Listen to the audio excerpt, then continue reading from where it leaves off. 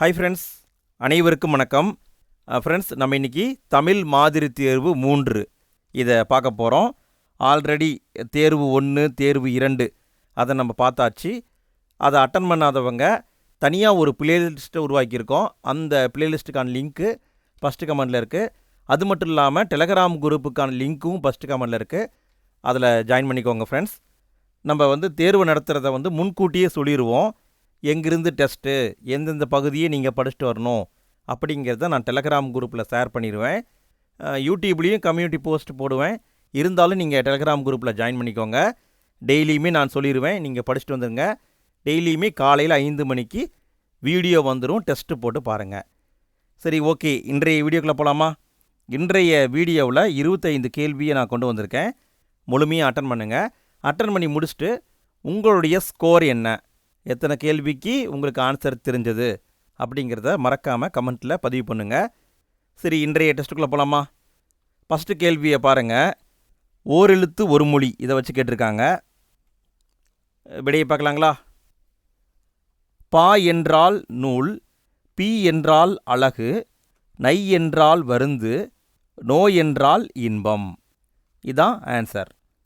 அடுத்த கேள்வியை பாருங்கள். கலிங்கத்து பரணியை தென்தமிழ் தெய்வப்பரணி என கூறியவர் யார்?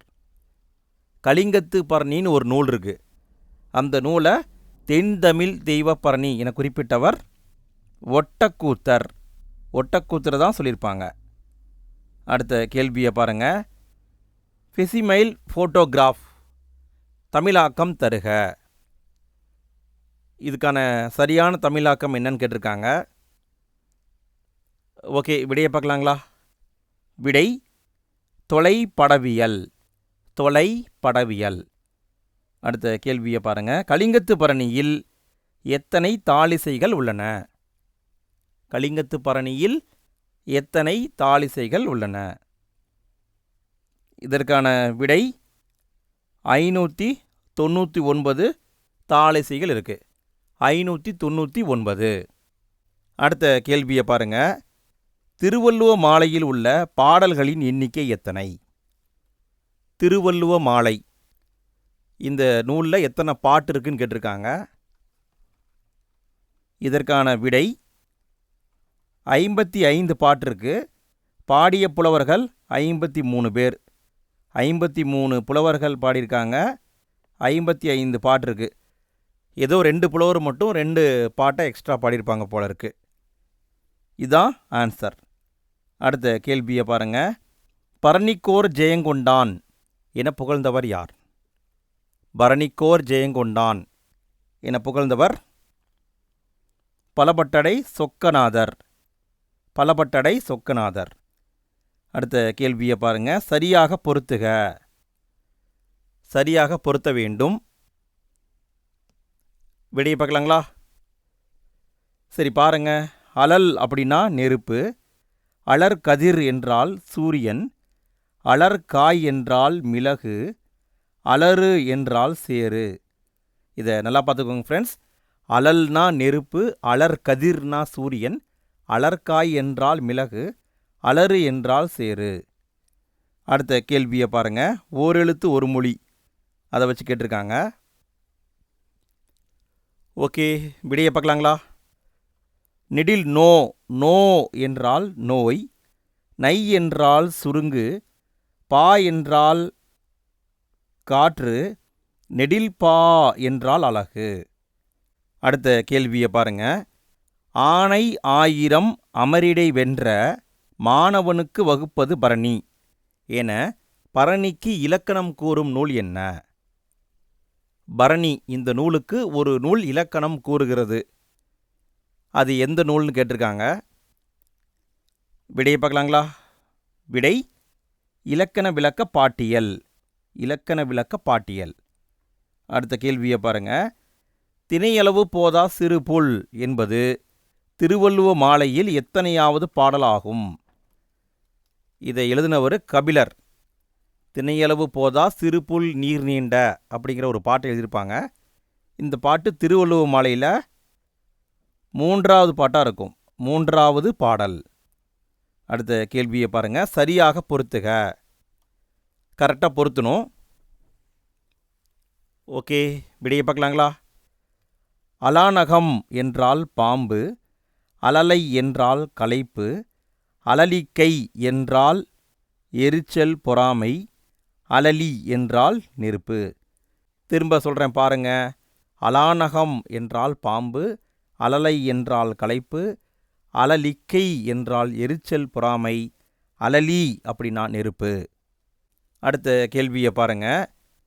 அழகு என்பதன் பொருள் என்ன? அழகு, லகர வேறுபாடு அதை வச்சு கேட்டிருக்காங்க. விடையை பார்க்கலாங்களா? கோழி. அழகு என்றால் கோழியை குறிக்கும். அடுத்த கேள்வியை பாருங்க. சந்த கவிமணி என அழைக்கப்படுபவர் யார்? சந்த கவிமணி என அழைக்கப்படுபவர் சண்முக சுந்தரம். அதாவது நீங்கள் ஆப்ஷனில் என்ன தேடியிருப்பீங்கன்னா தமிழ் அழகனாரை தேடியிருப்பீங்க.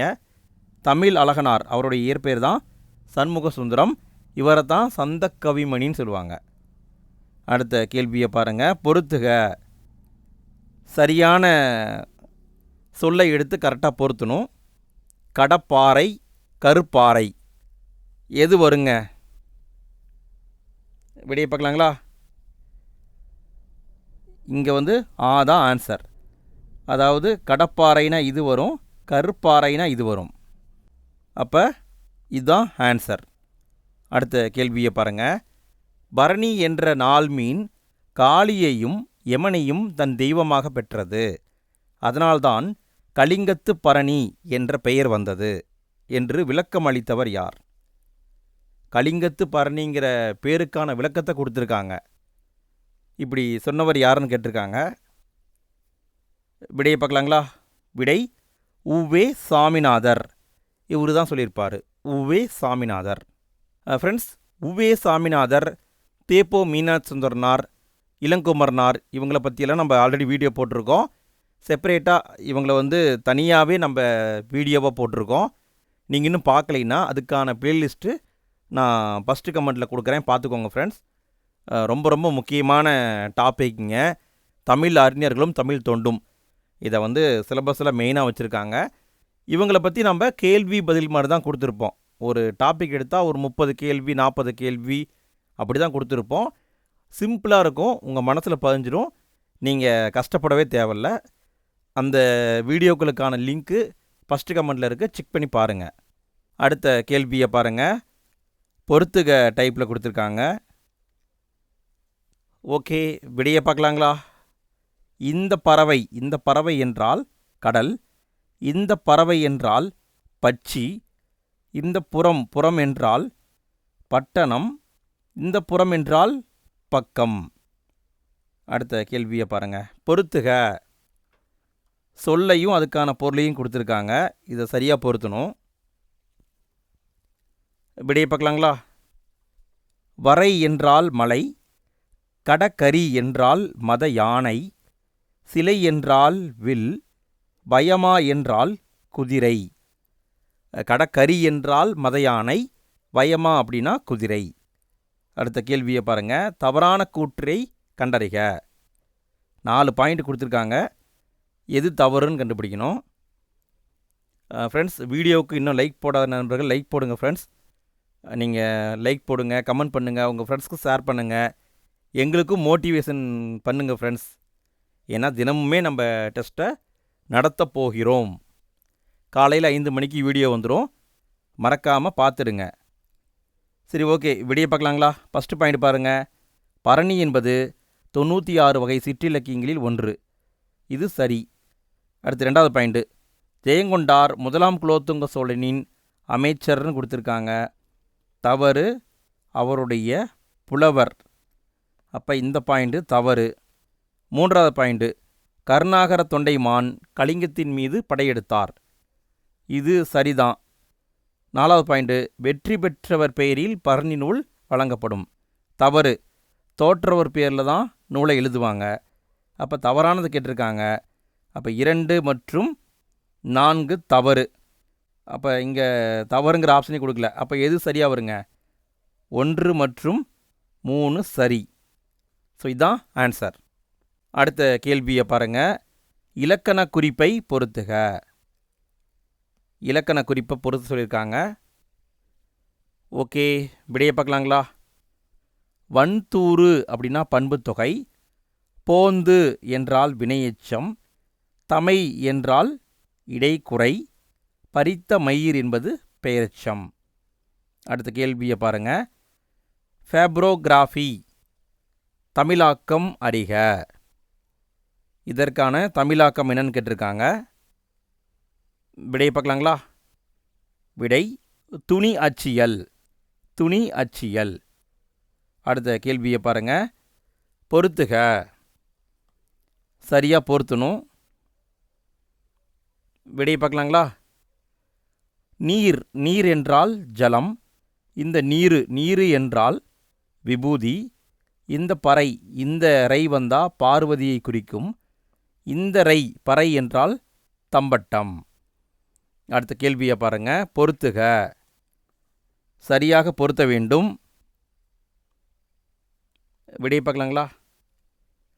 அலர்பால் என்றால் எருக்கஞ்செடி. அலிகுரன் என்றால் தோற்றவன். அலால் என்றால் அழுகை. அழுக்காறு என்றால் சினம். அழுக்காறு இதை வேணால் நம்ம புக்கில் படிச்சிருப்போம். மற்ற எல்லாமே புதுசாக தான் இருக்குது. நீங்கள் நிறைய அவுட் சோர்ஸை படிக்க வேண்டியது இருக்குது. எல்லாத்தையுமே உங்களால் படிக்க முடியாது. பட் தினமும் 2 பக்கம் 3 பக்கம் இப்படி விளையாட்டு போல் படிச்சிங்கன்னா ஈஸியாக கம்ப்ளீட் பண்ணிடலாம் ஃப்ரெண்ட்ஸ். நாள் போகிறதே தெரியாது, நீங்கள் படிக்கிறதுமே தெரியாது. ஒரு காலத்தில் திரும்பி பார்க்கும்போது எல்லாத்தையுமே நீங்கள் படிச்சிருப்பீங்க. ஸோ அதுக்காகத்தான் நம்ம தினமுமே டெஸ்ட்டை நடத்த போகிறோம், நடத்திட்டும் இருக்கோம். சரி, ஓகே. அடுத்த கேள்வியை பார்க்கலாமா? பா. பா ஓர் எழுத்து ஒரு மொழியில் பொருந்தாதது. பா என்பதற்கான அர்த்தத்தை கீழே கொடுத்துருக்காங்க. இதில் ஏதோ ஒன்று மட்டும் தப்பாக வந்திருக்கு. அது என்னங்கிறத கண்டுபிடிக்கணும். சரி, விடையை பார்க்கலாங்களா? காற்று, பெருங்காற்று, சாபம் இதெல்லாமே வரும். பாடல் வராது. நெடில் பா. பா என்றால் தான் பாடலை குறிக்கும். அப்போ தவறானது இது. அடுத்த கேள்வியை பாருங்க. அரைக்கலிங்கம் உரிப்புண்ட கலிங்கர்லாம் அமணரென பிழைத்தாரும் அநேகராங்கே. இதில் வந்திருக்கிற அமணர் எனப்படுபவர் யார்? அமணர்னு சொல்கிறாங்களே, அப்போ யாரை குறிக்கிறாங்கன்னு கேட்டிருக்காங்க. விடையை பார்க்கலாங்களா? விடை அமணர்னா சமணர். அமணர் என்றால் சமணர். அடுத்த கேள்வியை பாருங்கள். கடைசி கேள்வி. பொறுத்துக. சரியாக பொருத்த வேண்டும். இதோட வீடியோ முடியுதுங்க. நாளைக்கான டெஸ்ட் பகுதியை நான் கம்யூனிட்டி போஸ்ட்லேயும் போடுறேன், டெலகிராம் குரூப்லேயும் ஷேர் பண்ணுறேன். மறக்காமல் படிச்சுட்டு வந்துடுங்க ஃப்ரெண்ட்ஸ். சரி, ஓகே. விடையை பார்க்கலாங்களா? புறவு அப்படின்னா காத்தல். இந்த புறவு, புறவுன்னா புறாவை குறிக்கும். இந்த புறணினா ஊனை குறிக்கும். இந்த புறணினா பொய்க்கூறல், அதை குறிக்கும். அவ்வளோதான் ஃப்ரெண்ட்ஸ். இந்த 25 கேள்வியில் உங்களுக்கு எத்தனை கேள்விக்கு ஆன்சர் தெரிஞ்சது மறக்காமல் கமெண்ட்டில் பதிவு பண்ணுங்கள். வீடியோவுக்கு லைக் போடுங்க, உங்கள் ஃப்ரெண்ட்ஸ்க்கு ஷேர் பண்ணுங்கள். நாளைக்கு டெஸ்ட்டுக்கு படிச்சுட்டு காலையில் 5 மணிக்கு வந்துடுங்க. நாளைய வீடியோவில் சந்திப்போம். தேங்க்யூ.